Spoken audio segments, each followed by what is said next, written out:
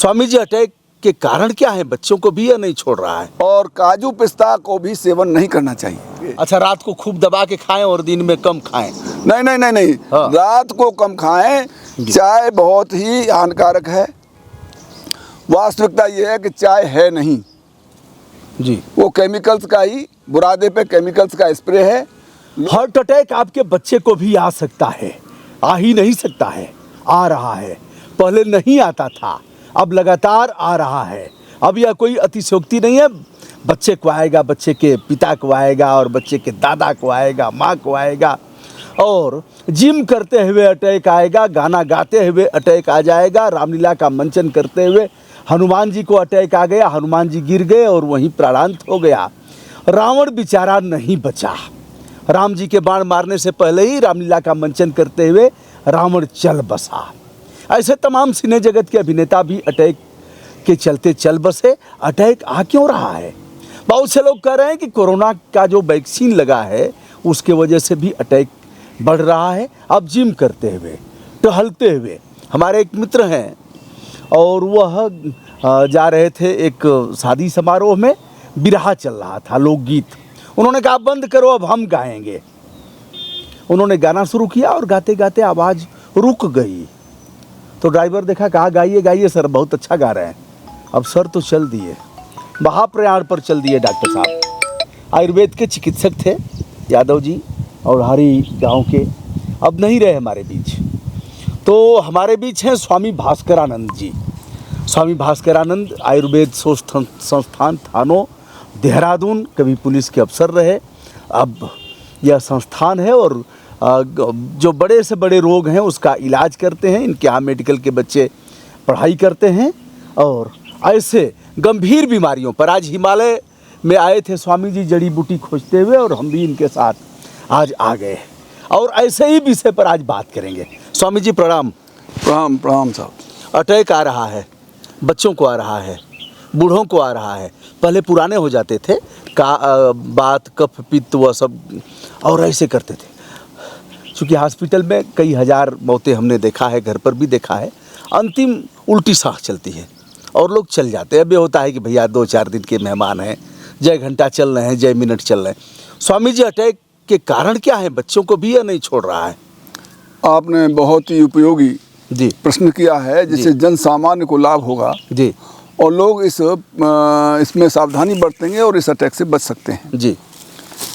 तो देखिए, heart attack का जो मुख्य कारण है जी, वो है टॉक्सिन्स, जो पॉल्यूशन हो रहा है जी, वातावरण में। जी, जो ये गेहूं में जो डाला जा रहा है, यूरिया, डाई और केमिकल्स, जो आपके खाद डल रहे हैं इस तरह के, जी, और इंजेक्शन दी जा रही हैं सब्जियों में, जी, और पेस्टिसाइड का स्प्रे हो रहा है। पानी भी दूषित हो गया, वायु दूषित हो गई, खाना दूषित हो गया। जी, तो एक तो बड़ा प्रभाव ये है। इससे क्या होता है कि इससे पित्त उल्बण हो जाता है, पित्त जो है ज़्यादा बढ़ जाता है जी, और पित्त बढ़ने से जब आग बढ़ेगी तो आग से हर चीज़ फैलती है, आप जानते हैं, गर्म होने से। जी, तो पित्त बढ़ जाने से वायु बढ़ जाती है। जी, तो वायु बढ़ जाने से जब वायु बढ़ेगी तो वायु हार्ट पर दबाव देगी, जी, तो उससे हार्ट प्रभावित होगा। नंबर 1, जिसको लोग कहते हैं गैस बन रहा है। गैस बन रहा है। अच्छा, इसका मुख्य कारण है कि जब टॉक्सिन्स जाएंगे तो आपका लिवर खराब होगा। जी, लिवर से जो भी एंजाइम्स, जी, यानी 5 पित्त जो कहे जाते हैं, वो सीक्रेट होना प्रॉपर तरीके से, डिसबैलेंस तरीके से होगा। कोई पित्त ज़्यादा सीक्रेट हो जाएगा, कोई कम होगा, कोई नहीं होगा। जी, तो इस तरह से जो मेटाबॉलिज्म में जिनकी आवश्यकता है वो नहीं होगी, अंततः वो गैस बनाएंगे। जी। इसके अलावा जो पाचन प्रणाली है वो दूषित हो जाएगी, आंत दूषित हो जाएंगी। जब मल सही तरीके से उसमें एसिमिलेटेड जो फूड है उसमें एंजाइम्स नहीं मिलेंगे तो वो आंतों में फंसेगा, फंसेगा, मल रुकेगा, सड़ेगा, उसमें बदबूदार गैसें बनेगी। ये मल जो बाहर निकलना चाहिए था वो नहीं निकला। जी। तो वो अच्छा, इसी से स्वामी जी 1 मिनट रोकेंगे। मित्र लोग भी कहते हैं कि आप छेड़ देते हैं जब फुलवेंटली स्वामी जी बोलते हैं। क्या इसी से पीलिया भी होता है? इससे सभी रोगों की जड़ है ये। अच्छा, ये समस्त रोगों का कारण है। देखिए, मैं आपको बड़ा स्पष्ट बताऊं जी, भगवान श्री कृष्ण ने इस बारे में बड़ा सुंदर वर्णन किया है गीता अच्छा में। स्वामी जी, वहीं हम लोग शुरू करते हैं। जैसे जब यह बढ़ जाता है तो जहर होता है शरीर जी में। जी जी जी। फिर अटैक आता है। अटैक आता है। अटैक वायु से आता है। वायु से आता वायु ही 80 प्रकार के असाध्य और कष्ट साध्य रोगों की जड़ है।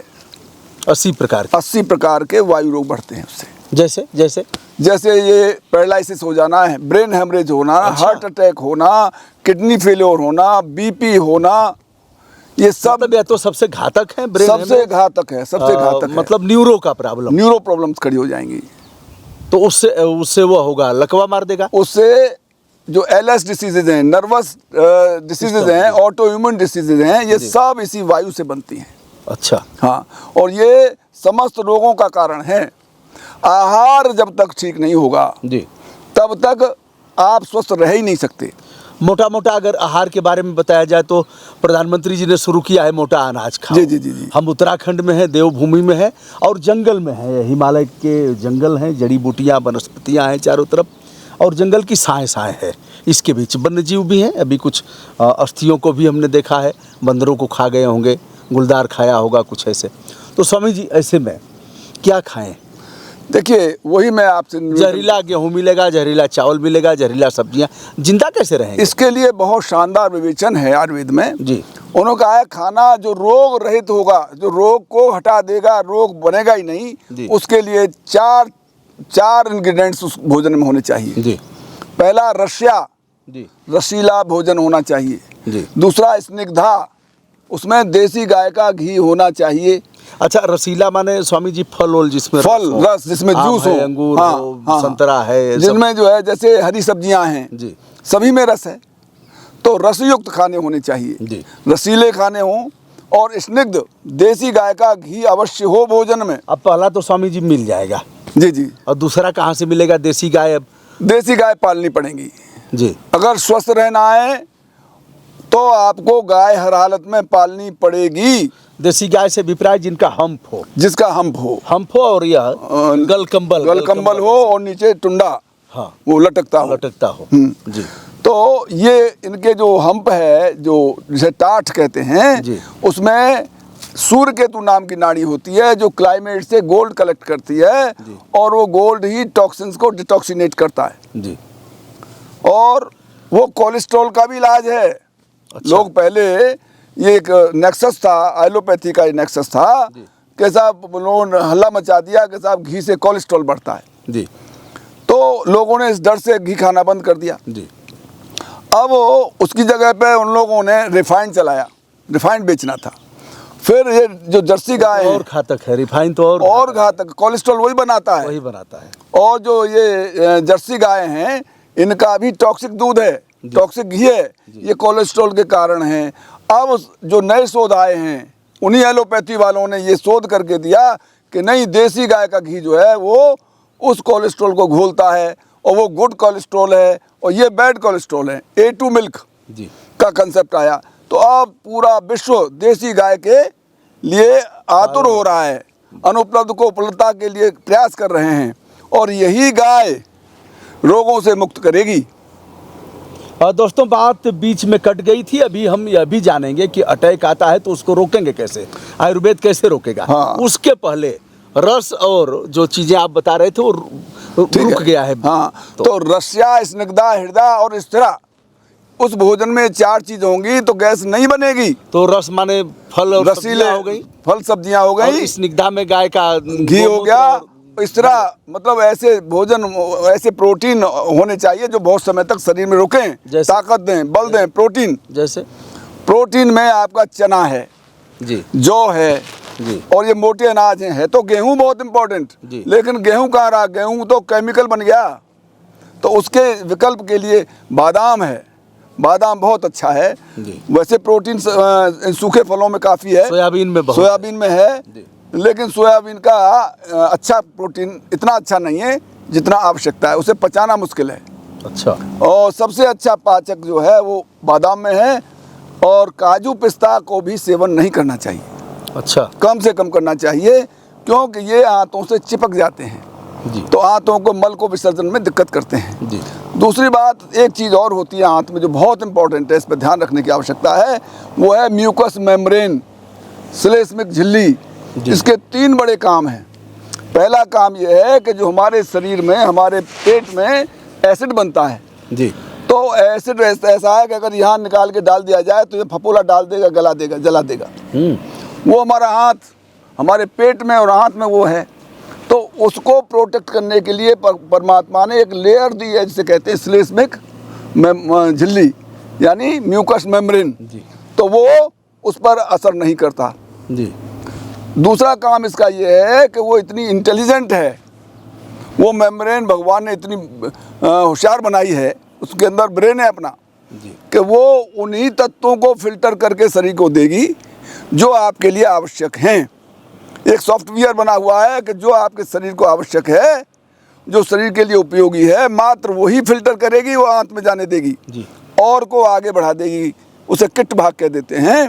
और तीसरा उसका काम है कि वो बहुत चिकनी होने से मल को आगे खिसलाना, बढ़ाने में मदद करती है। अब जो ऊटपटांग खाना खाते हैं बाजारी फास्ट फूड, जी इसमें अजीनोमोटो नाम का एक मसाला डालते हैं, उसमें पिसा हुआ कांच है। अच्छा। वो बच्चों की आंतों को स्क्रैच कर देता है। ख़ास तौर से जो ये श्लेष्मिक झिल्ली है, म्यूकस मेम्ब्रेन है, वो या तो स्क्रैच हो जाएगा या गल जाएगी। तो अब सीधा जो टॉक्सिक भोजन हो गया है वो भी अंदर जा रहा है शरीर में, जी तो वो रोग बनाएगा। दूसरा, आंतों से मल का विसर्जन बहुत कष्टकारक होगा। और तीसरा, जब वो जल जाएगा तो जलन दाह होगी, वो एसिड सीधे आंत से टकराएगा। तो एक तो ये, तो आहार में ये बहुत आवश्यक है कि ज़्यादा ब्रेचक वस्तुएं न ली जाएं। ब्रेचक माने? ज़्यादा दस्त मत करिए, ऐसे अनाड़ियों से दवा मत लीजिए जो उसमें पेट साफ करने के लिए सनाय, जी पंचसकार चूर्ण जैसा है, उसमें सनाय 7 सा हैं, 5 सा हैं उसमें।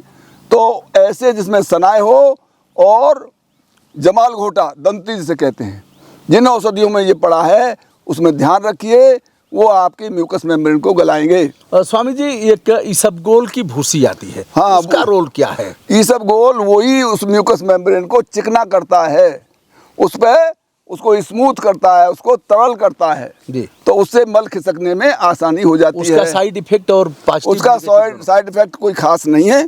पॉजिटिव इफेक्ट ये है कि वो मल को खिसला देता है, लेकिन लगातार नहीं खाना चाहिए, आंत को आदत नहीं पड़ने देनी चाहिए। कभी अगर ऐसी स्थिति हो तो उसको कैसे लें? उसके लिए 2-3 बात ध्यान रखें। जी एक तो सबसे अच्छी चीज़ है हरड़।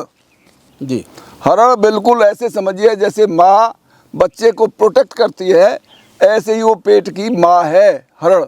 हर्रे जिसको बोलते हर, छोटी हर जिसे कहते हैं, जी। तो वो आंत की रक्षा करती है और मल को विसर्जन बिना किसी नुकसान पहुंचाए विसर्जित कर देती है। तो एक तो बहुत इम्पोर्टेंट है हरड़। दूसरा इम्पोर्टेंट है ये आपकी इसबगोल, और इनसे भी ज़्यादा इम्पोर्टेंट है बिल्व। बिल्व जो है उसमें स्वर्ण होता है। बिल्व माने बेल पत्थर।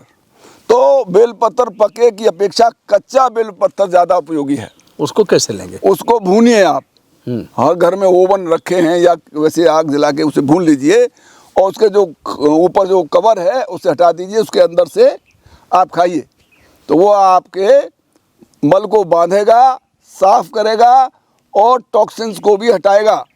तो बिल बहुत इम्पोर्टेंट है जी। तो ये करना चाहिए जी। स्वामी जी, अब विषय पर लोगों को हाँ, लग रहा होगा कि हार्ट ये अटैक को रोकेंगे कैसे? हाँ, हार्ट को और रोकेंगे। अटैक आता है तो कैसे जानेंगे? हाँ, देखिए, नंबर 1, कैसे जानेंगे हाँ। कि अटैक आने वाला है, और अगर आ रहा है तो उसको रोकेंगे कैसे?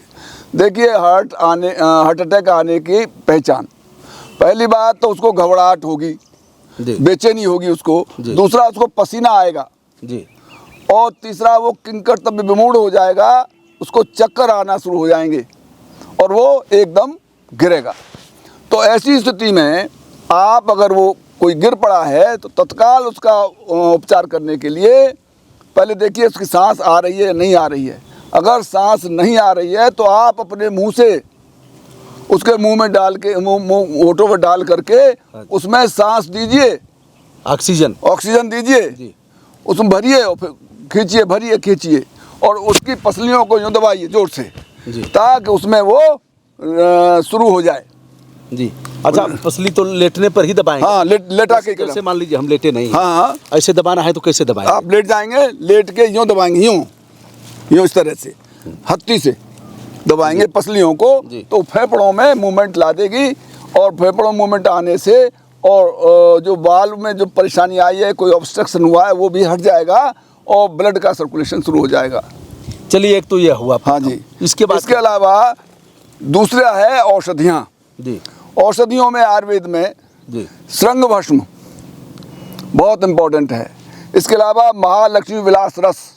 अभी तो कोई जान नहीं पाएगा, थोड़ा बताइए। अच्छा, बताते हैं। इसमें स्वर्ण और पारा गंधक जी की जो पारा शुद्ध पारा शुद्ध गंधक को खाने के बाद या कजली बनाकर उसमें स्वर्ण और बहुत सी कंपोनेंट्स हैं, वो मिला करके उसकी दवा बनाते हैं, तो वो महालक्ष्मी विलास रस कहा जाता है। तो ये जो पारा है, शुद्ध पारा, मूर्छित पारा, समस्त प्रकार के रोगों को ठीक करने में सक्षम है, इसमें कोई डाउट नहीं है। दुनिया का ऐसा कोई रोग नहीं है जिसे मूर्छित पारा, बीज खाया हुआ पारा अगर उपयोग किया जाएगा तो वो ठीक मिलेगा नहीं। कहाँ स्वामी जी? पारा मिलने की जो बात है, पारा इसके ज़मीन में मिलता है जहाँ ये खनिज होते हैं। तब तो उतने में चला गया आदमी, ऊपर चला जाएगा। ये बाजार में मौजूद है, जो जड़ी बूटी वाले होते हैं ये रखते हैं। अच्छा। केमिकल्स की दुकानें वो रखते हैं, लेकिन ये बड़ा अशुद्ध होता है जी। ये जहर है, विष है एक तरह का। मात्रात्मक अगर प्रयोग न किया जाए तो? मात्रात्मक नहीं, कम भी मात्रा दूषित करोगे तो मार देगा जी। तो उसमें 5 दोष होते हैं। इसमें विष है, इसमें गिरदोष है, इसमें अग्नि असहाय दोष है, इसमें चपलता, इस तरह से 5 दोष हैं जो आदमी को जड़ता, दाहकता, मृत्यु, चंचलता, ये सब पैदा करता है। तो इनका निवारण किए बिना पारे को किसी को इस्तेमाल नहीं करना चाहिए। इसके ऊपर 7 कवच हैं, कैंचुकी हैं, उन कैंचुकियों को हटाना और इन 5 दोषों को हटा करके ही उस पारे को उपयोग में लाया जा सकता है। स्वामी जी, आपने तो इतना जटिल बता दिया कि उपारा मिलेगा। ये तो मैंने एक औषधि बताई। ऐसे क्या करेंगे? क्या कोई जड़ी बूटी है? हाँ, जड़ी बूटी है, जंगल में है, गांव में है, खेत में है। हाँ। जिससे कि वो प्रयोग करके लाभ। देखिए, आप जो अर्जुन का पेड़ है जी, ये बहुत ही इम्पोर्टेंट है जी। इसकी जो छाल है, इसका अगर आप पाउडर इस्तेमाल करेंगे तो आपके ब्लड को वो कर देगी थोड़ा डाइल्यूट। तो गाढ़ा ब्लड भी जब ब्लॉक कर देता है हार्ट को, तो वो एक थिनर का काम करता है, ब्लड थिनर है वो है। इसके अलावा जो ये झरबेरी है जी, छोटे छोटे बेर आते हैं। अच्छा, उसकी जड़, हाँ, उसकी जड़ का काढ़ा पिएंगे आप तो वो अर्जुन से भी ज़्यादा लाभदायक है। इसके अलावा आप ऐसी चीज़ें भोजन में लें जो गैस न बनने दें, जो वायु कारक न हो। अच्छा, वो लाभ करेंगे। अच्छा, रात को खूब दबा के खाएं और दिन में कम खाएं? नहीं नहीं नहीं नहीं, हाँ। रात को कम खाएं, सुबह खूब दबा के खाएं। अच्छा, हाँ, सवेरे। रात को कितना कम से काम चल सकता है? देखिए, नियम ये है कि इसके 3 भाग करना चाहिए जी। एक तो सॉलिड उसमें जाए, दूसरा रस युक्त जाए, रस जाए उसमें, रसीली सब्जियां ये जाएं, और तीसरा उसमें खाली पोर्शन रहना चाहिए, वायु का, आकाश का और पृथ्वी का और जल का। ये 4 पार्ट कर लीजिए तो इसमें पृथ्वी का भी भाग रहे, इसमें जल का भी भाग रहे, और इसमें वायु के लिए रहे, और खाली स्थान आकाश का रहे। जब इस तरह से आप लेंगे तो फिर कोई परेशानी नहीं होगी। स्वामी जी, अटैक रोकने के ये उपाय हैं। इसके अलावा आप ये आपके घर में रसोई में ये अदरक है, लहसुन है, इनको कूट करके, नींबू है, इनको कूट करके इनका रस रोजाना पिए अगर ऐसा संभावना है तो, अन्यथा नहीं, वो एसिड बढ़ा देगा। अच्छा, तो जो ये वायु को शांत करेगा लहसुन, और ये ब्लड थिनर है, जिनका ब्लड गाढ़ा हो गया है, जिनको हार्ट अटैक की उम्मीद है या डॉक्टर ने बताया है, चिकित्सक ने बताया है कि ब्लड गाढ़ा हो गया है, तो उनको ये नित्य ही सेवन करना चाहिए, जिसमें अदरक का रस, नींबू का रस और लहसुन का रस। तो इनका रस पीते रहेंगे। अर्जुन जैसे भी आप इस्तेमाल करें, दूध में डाल लें, पानी से ले लें। बहुत से चाय पीने के आदि, चाय निश्चय छोड़ देनी चाहिए।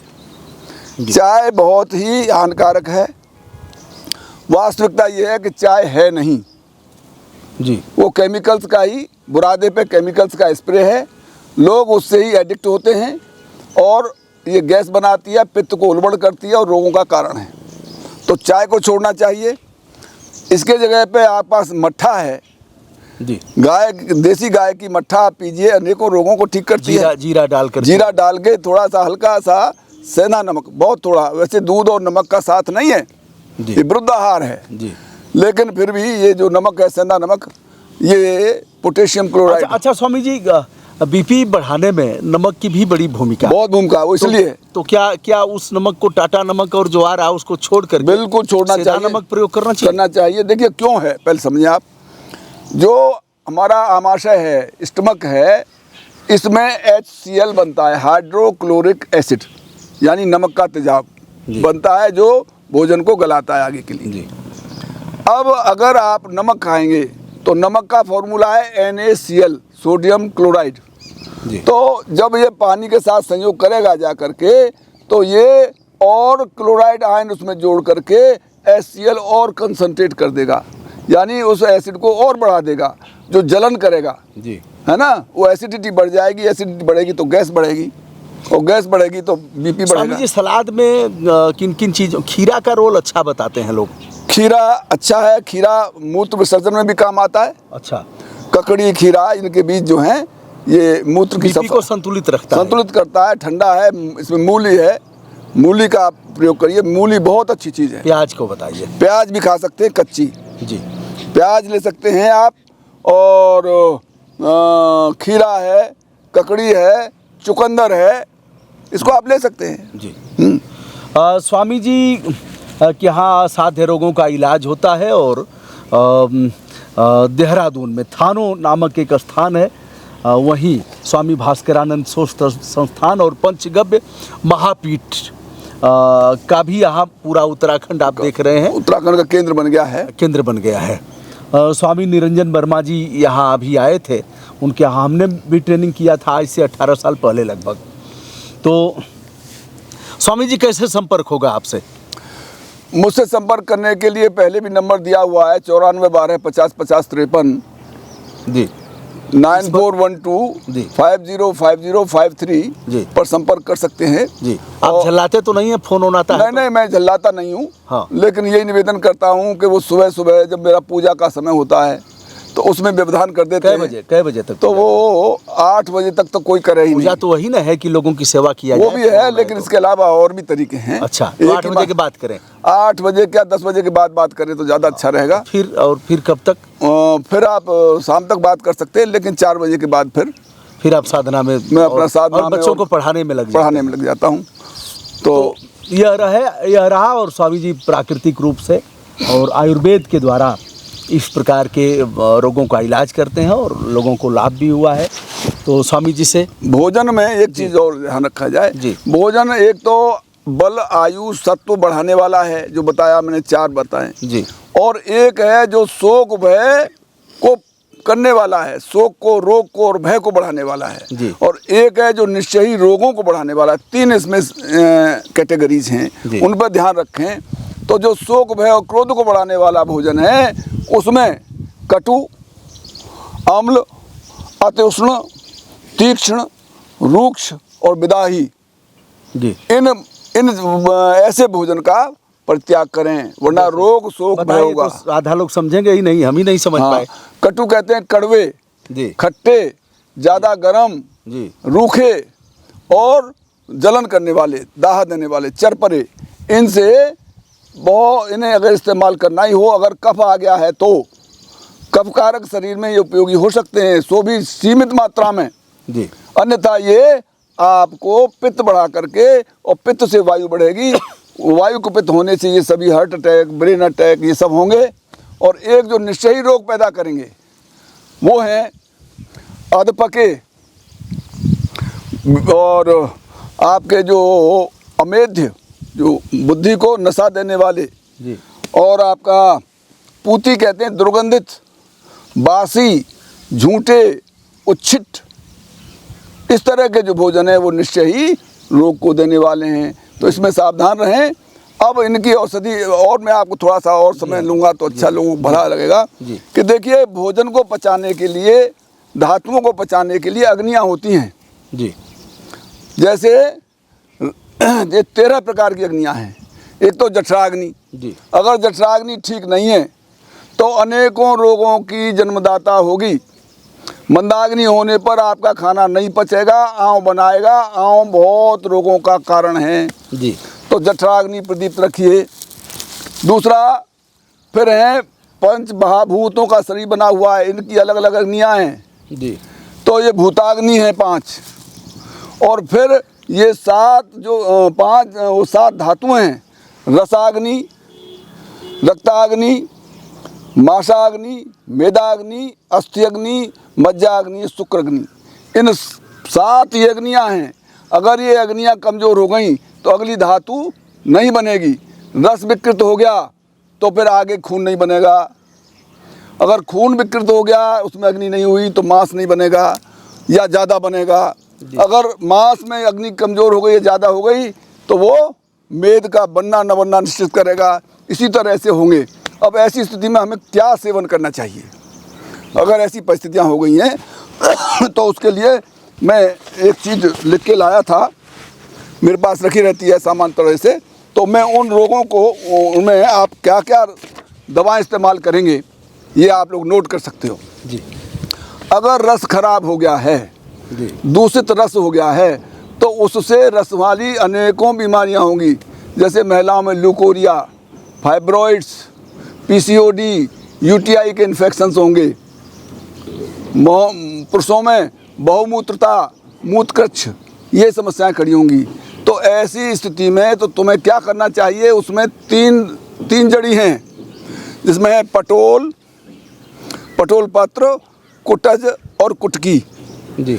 ऐसे रोगी लोगों को जिनका रस धातु विकृत हुई है, ये 3 चीज़ का सेवन करना चाहिए जी। इससे रसाग्नि ठीक हो जाएगी और प्योरीफाई हो जाएगा तो खून भी अच्छा बनेगा। और खून अच्छा बनेगा तो अगली धातुएं ठीक होंगी। अगर रक्त विकृत हो गया है, रक्त में पाचक अग्नि जो है वो कम हो गई है, तो उसके लिए आपको कौन कौन सी जड़ी इस्तेमाल करनी चाहिए वो बताता हूँ। जैसे इसमें पटोल, कुटकी और आपको सारवा, मुस्ता और पाठा, कुटकी, ये जो है रक्त के लिए, रक्त शुद्धि के लिए आवश्यक है। सार्वाध्यारिष्ट आता है, मजिष्ठाद को आता है, उससे आप रक्त की दूषितता को दूर कर सकते हैं। इसके बाद मांस में अगर विकृति आ गई है, मांसाग्नि कमज़ोर हो गई है, तो उसके लिए आप नीम, पटोल, त्रिफला, चिरायता और आपका दाख और ये गिलोय, नागरमोथा और कुटज, इनका इस्तेमाल करें तो आपका मांस के जो रोग हैं जैसे कैंसर, फोड़ा और गांठें, विद्रुति, विस्फोट, व्रण, ये रोग जो हैं इससे अगर हो रहे हैं तो समझिए मांस की विकृति है, तो इससे ठीक होंगे। अगर मेद गड़बड़ हो गया है, फैट गड़बड़ हो गया है, फैट ज़्यादा बनना है, ज़्यादा मोटापा आ गया है, तो ऐसी स्थिति में आप लोगों को अमृता कहते हैं गिलोय, चिरायता, सुंठी और चंदन, इन चीज़ों का आपको इस्तेमाल करना होगा। तो आपका मोटापा व्यवस्थित होगा, आगे की धातुएं बनेंगी और ये व्यवस्थित हड्डी मजबूत होगी। और अगर अस्थि या मज्जा में उसकी अग्नि कमज़ोर हो गई है तो आप लोगों को ये मुस्ता, आंवला और गुड़च यानी गिलोय, इसका सेवन करेंगे तो आपको निश्चित ही लाभ होगा, इसमें कोई संदेह नहीं है। और आप लोग स्वस्थ हो जाएंगे और सभी प्रकार के रोगों को आप इन्हीं औषधियों से ठीक कर सकते हैं।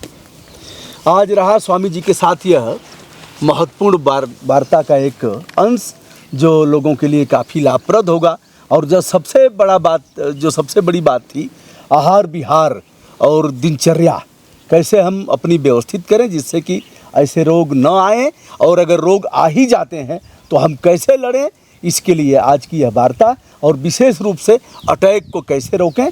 आज अटैक एक ऐसी बीमारी हो गई है कि देखते ही देखते आदमी चंद क्षणों में ही उसकी जीवन लीला समाप्त हो जाती है। स्वामी जी, विनम्रता के साथ प्रणाम। बहुत बहुत आभार आपका। आपकी इस वीडियो से बहुत लोग लाभान्वित होंगे और एक इस मकर जाल से बच जाएंगे औषधियों के से। जी जी। और वो कम से कम पैसों में अपना उपचार कर सकेंगे। सादर आभार। धन्यवाद।